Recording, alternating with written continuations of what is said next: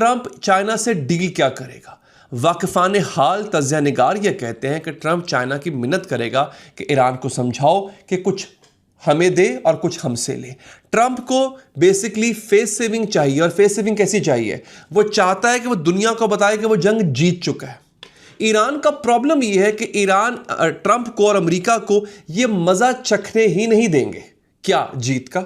हालांकि इसमें अगर देखा जाए तो वाज़ेह हार हुई है मगरिब की, लेकिन वो ये जीत अनाउंस भी नहीं करने देते।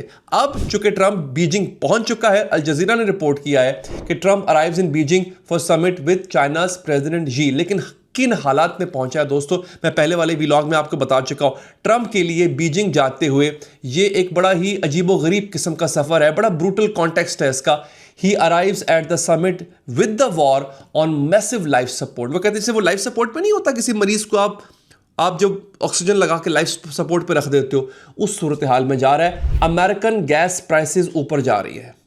$29 billion already spent on war. Munition stockpiles depleted, असलिया खत्म हो रहा है। और अब रिपोर्ट्स ये आ रही हैं that the central military objective of operation epic fury was largely not achieved.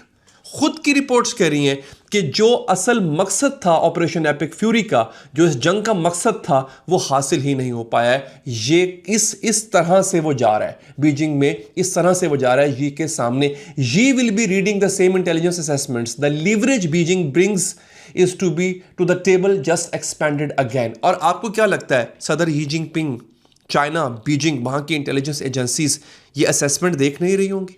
वो ट्रंप को कैसे डील करेंगे? आप इमेजिन कीजिए, ट्रंप वो है जिसने इस समिट से पहले ही चाइना पे पाबंदियां लगाई हैं। कुछ अर्सा पहले उसको ये लग रहा था कि मैं डील भी कर लूंगा, मैं जंग भी जीत लूंगा और मैं एक फातेह की तरह चाइना में एंटर होऊंगा। ऐसा नहीं हो पाया। चाइना ईरान के पीछे खड़ा है, और ये जो ईरान जिद पे अड़ा हुआ ना कि पहले हमारे पैसे दो जो तुमने गजब करके रखे हैं, फिर जो जंग में नुकसान किया वो दो, वो चाइना की वजह से ही हो रहा है।